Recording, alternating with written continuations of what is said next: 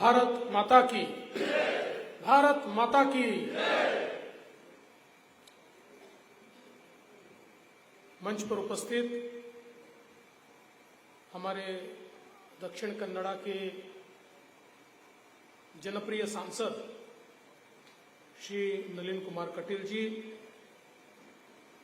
हमारे leader of opposition और पूर्व मंत्री श्री कोटा श्रीनिवास पुजारी जी, एमएलए श्री डी वेदव्यास कामत जी, वाई भरत शेट्टी जी, श्री राजेश नाइक जी, श्री उमानाथ कोटियान जी, श्री हरीश पुंजा जी, कुमारी भागीरथी मुरलिया जी, हमारे जिले के अध्यक्ष सतीश कुंपाला जी, कैप्टन ब्रिजेश चौड़ा जी, नितिन कुमार जी, राजेश कावेरी जी, सुधीर शेट्टी जी,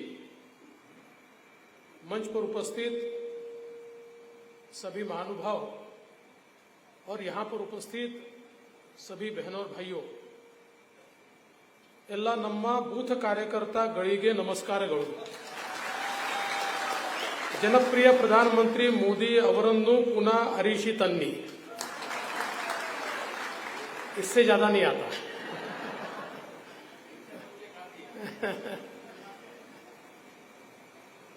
आज हमारे सभी प्रमुख कार्यकर्ता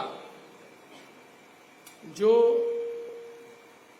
इस मतदार क्षेत्र में और विशेष रूप से बूथ पर भारतीय जनता पार्टी की कमान संभालते हैं, ऐसे सभी लोगों के साथ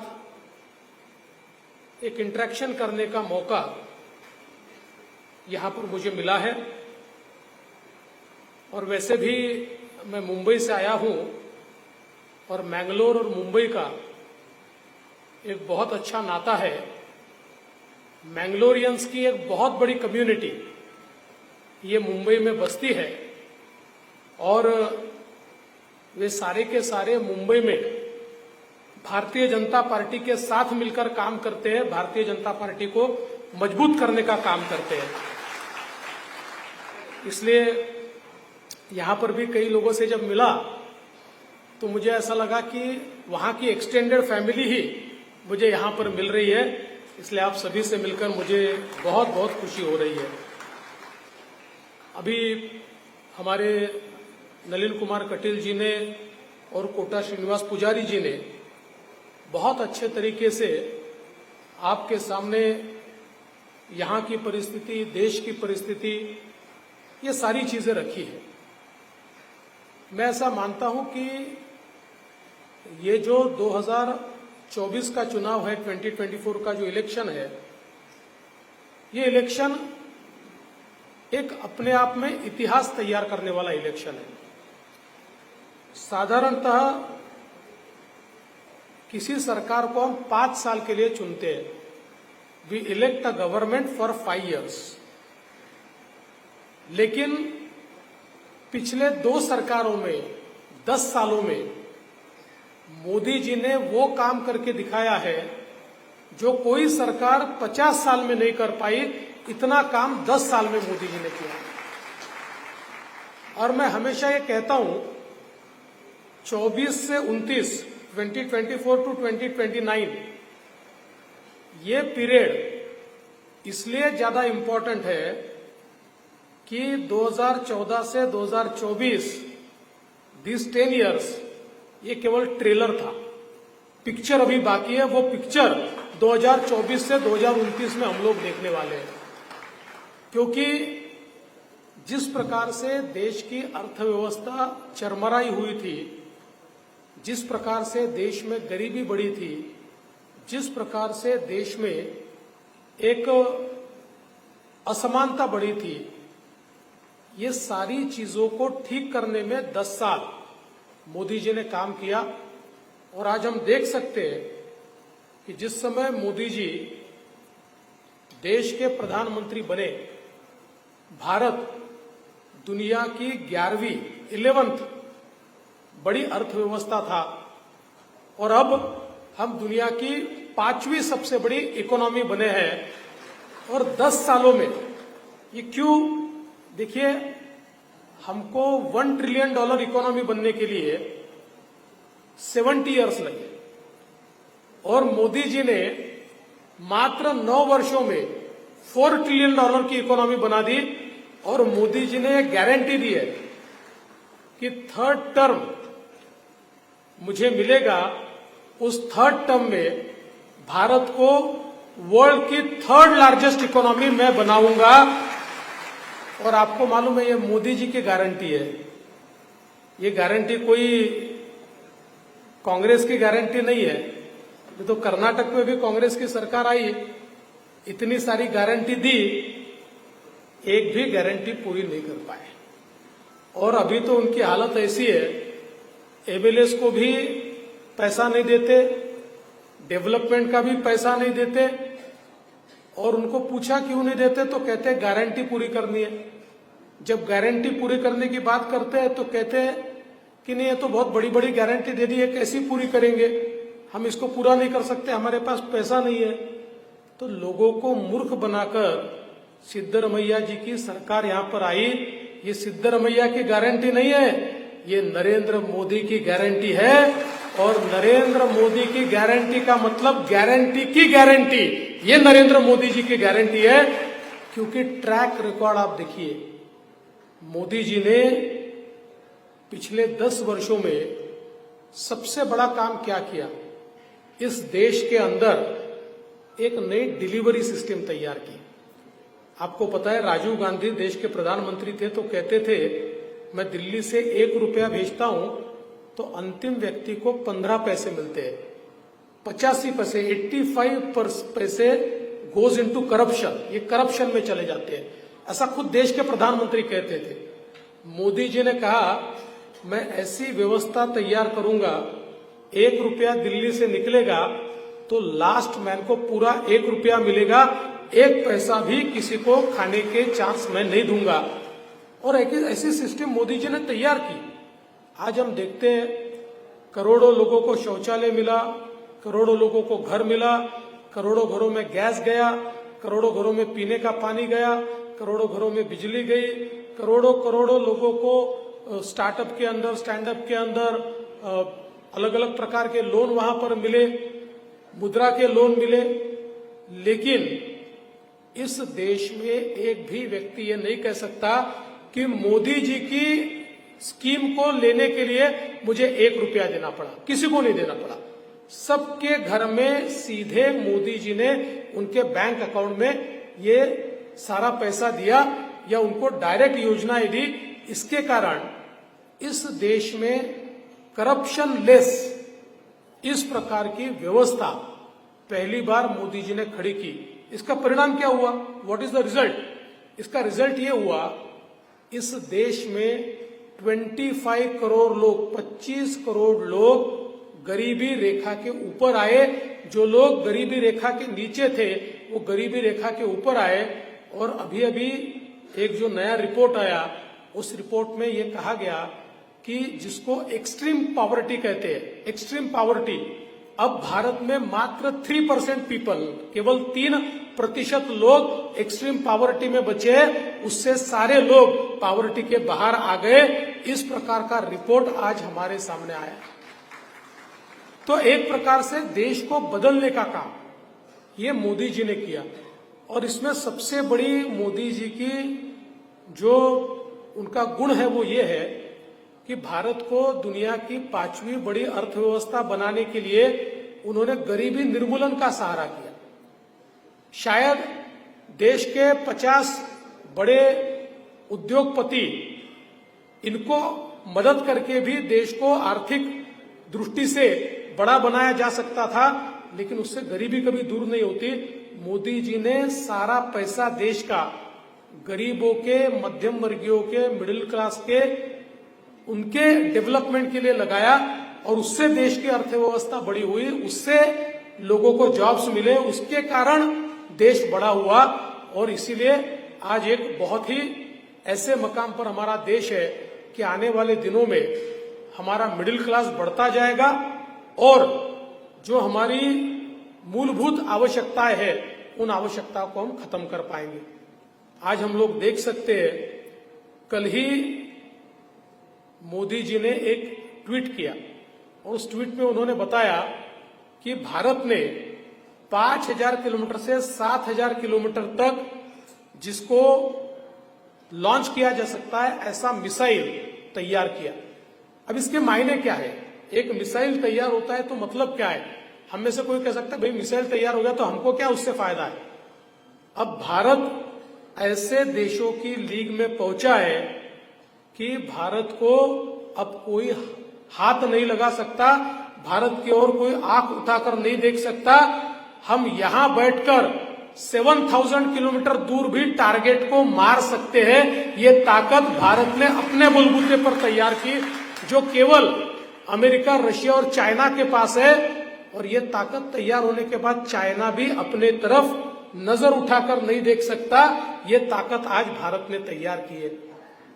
आज हम लोग देख सकते हैं कि जो भारत हर चीज इंपोर्ट करता था, गोलियां इंपोर्ट करते थे, गन इंपोर्ट करते थे, तोप इंपोर्ट करते थे, एयरक्राफ्ट इंपोर्ट करते थे, हर चीज हमारे जो डिफेंस की जितनी इक्विपमेंट है नेट इंपोर्टर हम लोग थे। आज ये सारी चीजें अपने देश में बन रही है और हम लोग आज 50 से ज्यादा देशों को एक्सपोर्ट कर रहे हैं। तो जो देश इंपोर्ट करता था 10 साल पहले, वो आज एक्सपोर्ट कर रहा है। और इससे फायदा क्या है? दुनिया में वही देश शांति कायम कर सकता है जो स्वयं मजबूत हो। जो मजबूत नहीं, जो कायर है, जो डरपोक है, वो कभी शांति कायम नहीं कर सकते। आपकी ताकत होगी तो लोग आपसे डरते हैं, ताकत नहीं होगी तो आप कितने भी भाषण दे दो, कोई डरता नहीं है। आज भारत उस प्रकार का देश बना है। हमने देखा G20 की लीडरशिप हमारे प्रधानमंत्री मोदी जी को मिली। पहली बार G20 के इतिहास में मोदी जी ने पूरे देश के 60 शहरों में G20 का सम्मेलन किया। और वो सम्मेलन करने के बाद दिल्ली में जब डिक्लेरेशन की बात आई, लोग कहते थे डिक्लेरेशन हो ही नहीं सकता, क्योंकि रशिया यूक्रेन का युद्ध चल रहा है, अमेरिका रशिया को मानने को तैयार नहीं, यूरोप अमेरिका को मानने को तैयार नहीं, अरब राष्ट्र यूरोप को मानने को तैयार नहीं, अफ्रीका यूरोप को मानने को तैयार नहीं। लेकिन मोदी जी ने सारे देशों को एक साथ बिठाकर और G20 के इतिहास में ऐसे टर्बुलेंट समय पर पूरे सबने मिलकर दिल्ली डिक्लेरेशन दिया। और दिल्ली डिक्लेरेशन के कारण एक बात पक्की हो गई कि जो प्रधानमंत्री मोदी हमारे देश के नेता थे, वो केवल हमारे देश के नेता नहीं रहे, वो विश्व के नेता बने। पूरे विश्व ने उनका नेतृत्व माना और दुनिया के 19 देशों ने प्रधानमंत्री मोदी जी को उनका सर्वोच्च सम्मान दिया। इस प्रकार का नेतृत्व आज हमको प्राप्त हुआ है। आज हम देख सकते हैं जिस प्रकार से इंफ्रास्ट्रक्चर हमारे देश में तैयार हुआ है। आज वंदे भारत ट्रेन के उद्घाटन में हमारे नलिन कतील जी गए थे। वंदे भारत ट्रेन जो दुनिया के किसी भी प्रगत राष्ट्र की ट्रेन से अच्छी ट्रेन है, ये पूरी की पूरी ट्रेन भारत में बनी है। और धीरे धीरे अभी तो 180 की स्पीड से भागती है। मुझे रेल मंत्री जी कह रहे थे कि हम थोड़ा जो पटरी है, रेल रूट है, उसको ठीक कर रहे हैं। उसको ठीक करने के बाद 250 किलोमीटर पर आवर से हमारी वंदे भारत ट्रेन जाएगी। तो आप विचार कीजिए जिस प्रकार के आज हम लोगों ने रोड का नेटवर्क तैयार किया है। हमारे कर्नाटक में भी हम लोग देख सकते हैं इतने बड़े पैमाने पर हाईवेज इससे पहले कभी बने नहीं थे। इतने हाईवेज यहाँ पर बने हैं। पर मैं आपको एक बहुत मजे की बात बताता हूँ कि मैं लेह लद्दाख गया था और वहां पे सेना के साथ, एक मिलिट्री के साथ मेरा प्रोग्राम था। और वहां के मिलिट्री के जो कमांड के प्रमुख अधिकारी है, उनके साथ मैंने जब बातचीत की तो उन्होंने कहा कि we would like to thank Modi government. ने कहा किस लिए?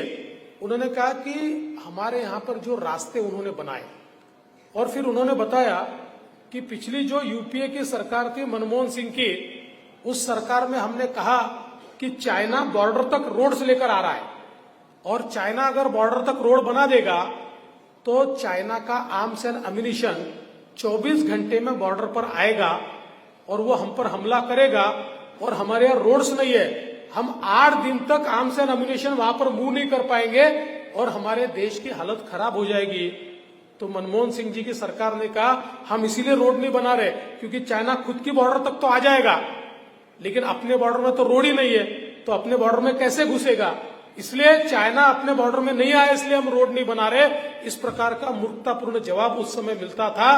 मोदी जी की सरकार ने ऐसे रोड वहां पर बॉर्डर पर बनाए कि चाइना 24 घंटे में अपनी सेना लेकर आएगा तो भारत 12 घंटे में अपनी सेना लेकर 12 आवर्स में वहां पर पहुंच सकता है। तो इस प्रकार के रोड्स, लेकिन केवल बॉर्डर पर नहीं, हर राज्य में आज हमारे हाईवेज देखिए, आज हमारे एयरपोर्ट्स देखिए। जिस भारत में 74 एयरपोर्ट थे उस भारत में अभी 150 एयरपोर्ट्स, यानी 10 साल में दुगने 2 टाइम्स एयरपोर्ट्स ये भारत में मोदी जी ने बनाए। और इसके साथ साथ आज हम लोग देख सकते हैं कि 15 करोड़ लोग ये फ्लाइट से आज घूमते हैं। और एक एयरपोर्ट जब बनता है, आज आप किसी भी बिजनेस को पूछिए कि आप बिजनेस कहाँ लगाएंगे, वो कहता है जहां पास में एयरपोर्ट है वहां मैं फैक्ट्री लगाऊंगा, जहां पास में एयरपोर्ट है वहां मैं बिजनेस करूंगा। एयरपोर्ट ये केवल लग्जरी नहीं है, अब देश में एयरपोर्ट ये इस प्रकार का कम्युनिकेशन का साधन है कि जहां एयरपोर्ट होता है वहां बिजनेस जाता है, वहां फैक्ट्री जाती है, वहां इंडस्ट्री जाती है और वहां पर जॉब्स तैयार होते हैं। ये मोदी जी ने निश्चित रूप से करके दिखाया है। आज आपको आश्चर्य होगा, हमारे देश में मेडिकल कॉलेजेस की संख्या तो दुगनी हुई है। मुझे बताया जा रहा था कि ये ऐसा डिस्ट्रिक्ट है जहां 7 मेडिकल कॉलेजेस है। It is one of the district जहां 7 मेडिकल कॉलेजेस है, हाँ 10 मेडिकल कॉलेजेस है। तो आज हम लोग देख सकते हैं भारत में एवरी ईयर 50,000 डॉक्टर्स तैयार होते थे। पिछले 10 सालों में 1 लाख डॉक्टर हर साल हम तैयार कर रहे हैं और अगले 3-4 सालों में 1,50,000 डॉक्टर्स हम तैयार करेंगे। आज जो हमको दिखता है कि डॉक्टर्स की कमी है, ये पूरी तरीके से दूर होगी और सुपर स्पेशलिटी डॉक्टर्स भी, पोस्ट ग्रेजुएट डॉक्टर्स भी हम लोग तैयार करें। इतना ही नहीं, भारत में यूनिवर्सिटीज की संख्या ये मोदी जी ने 2.5 टाइम्स बढ़ाई है। 2.5 टाइम्स यूनिवर्सिटी की संख्या बढ़ी है, जिसके कारण हमारे विद्यार्थियों को शिक्षा के लिए भी एक बहुत बड़ी व्यवस्था यहां पर उपलब्ध हुई है। और ये सब करते हुए न्यू एजुकेशन पॉलिसी के तहत सबसे बड़ी बात मोदी जी ने कोई की होगी तो हमारी भाषा में हम पढ़ सकते हैं। पहले डॉक्टर बनना था, इंजीनियर बनना था, MBA बनना था तो केवल इंग्लिश में पढ़ना पड़ता था। अब ऐसा नहीं है, अब कन्नड़ा में पढ़कर भी डॉक्टर बन सकते हैं, कन्नड़ा में पढ़कर भी इंजीनियर बन सकते हैं, कन्नड़ा में पढ़कर भी हम लोग MBA बन सकते हैं। ये मोदी जी ने भाषा का बैरियर ये पूरे तरीके से तोड़ दिया और हमारे युवाओं को एक मजबूत इस प्रकार की परिस्थिति यहां पर तैयार करके दी है। मैं आपको इतना ही कहना चाहता हूं, एक मजबूत भारत तैयार हो रहा है। आज हम लोग देखते हैं कांग्रेस की सरकार आने के बाद वादा खिलाफी तो हुई, इसमें तो कोई दो राय नहीं है कि उनका एक भी प्रॉमिस वो पूरा नहीं कर पाए। पर एक बार हम लोग इसके लिए भी उनको माफ कर देते कि उन्होंने प्रॉमिस पूरा नहीं किया। लेकिन जिस प्रकार से देश विरोधी ताकतों को, एंटी इंडियन ताकतों को जिस प्रकार से सिद्धरमैया जी की सरकार मजबूती दे रही है, PFI पर बैन लगा, देश के खिलाफ पाकिस्तान को मदद करने वाले लोग बैन लगकर उनको जेल में डाला, सिद्धरमैया की सरकार आई सबको छोड़ दिया, कहा चलो आप अपना काम करो, जोरों से पाकिस्तान को मदद करो, जोरों से देश को बर्बाद करो। ये कौन सी सरकार है, कौन सी नीति है, कौन सी नियत है?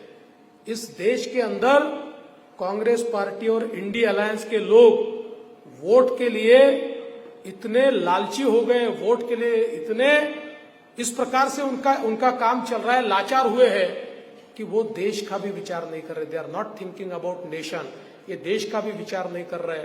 आप देख सकते हैं जिस प्रकार के हालात है, उन हालातों में आज कर्नाटक में सरकार के बदलने के बाद देश विरोधी ताकतों को जिस प्रकार से ताकत मिल रही है और बम विस्फोट होता है तो मानने को तैयार नहीं, कहते प्रेशर कुकर का कुछ हो गया है। और ऐसे सभी लोगों को बचाने का प्रयास, उनको सेव करने का प्रयास ये सरकार कर रही है।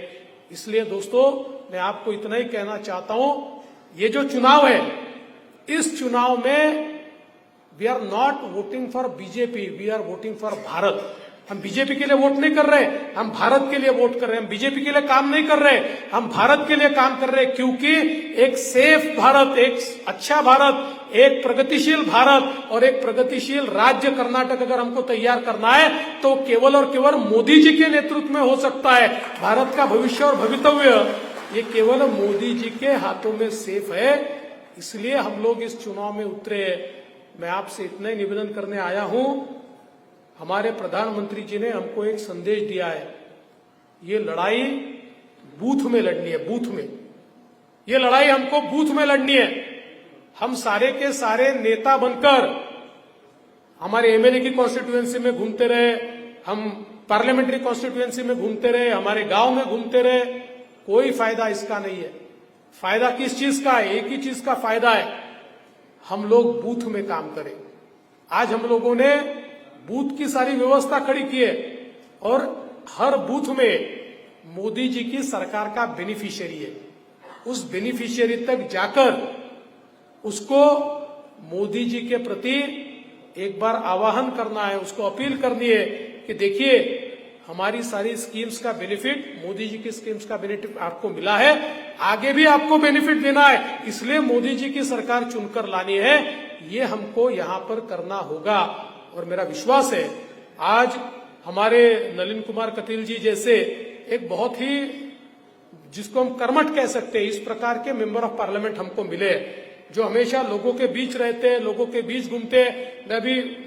मैं ज्यादा पढ़ नहीं पाया, लेकिन मैंने आजू बाजू में पूछा तो जिस प्रकार के डेवलपमेंट के वर्क्स, ये किताब जो आपने छापी है, इतने अच्छे तरीके से उन्होंने की है, इतनी केंद्र सरकार की योजनाएं यहाँ पर आई है, तो मुझे लगता है कि जब ये सारा डेवलपमेंट हो रहा है, और डेवलपमेंट तो अपने जगह जरूरी है ही, लेकिन उसके साथ साथ एक कल्चरल रेनेसॉ भी हम देख रहे हैं, एक सांस्कृतिक पुनरुत्थान भी हम लोग देख रहे हैं। जब 22 जनवरी को अयोध्या में प्रभु श्री राम लला के विग्रह की प्राण प्रतिष्ठा हुई, तो केवल एक मंदिर नहीं बना, हमारा स्वाभिमान वहां पर प्रस्थापित हुआ।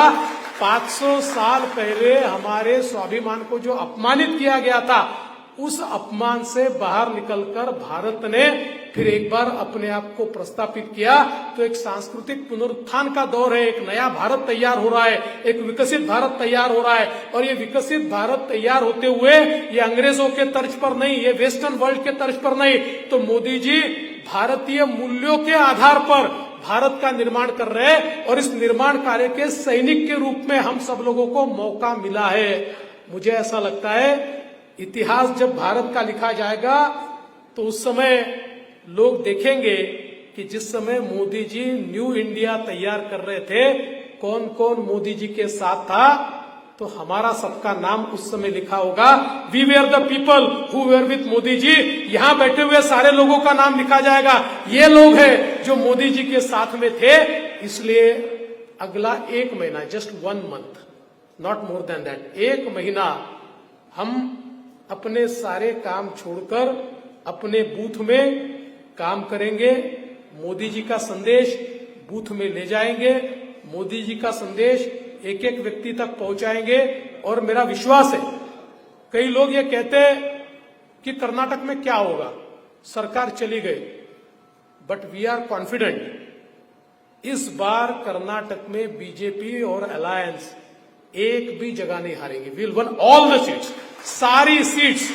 और आज का दिन आप लिख लो और आपकी डायरी में लिख लो कि महाराष्ट्र से देवेंद्र फडणवीस आया था और उसने भविष्यवाणी की कि कर्नाटक की सारी सीटें हम जीतने वाले हैं। आप जब जीतोगे और जब उसका विजय उत्सव मनाओगे तो वापस मुझे बुलाना, तब आकर मैं आपको बताऊंगा कि देखिए जो मैंने बोला था वो हुआ।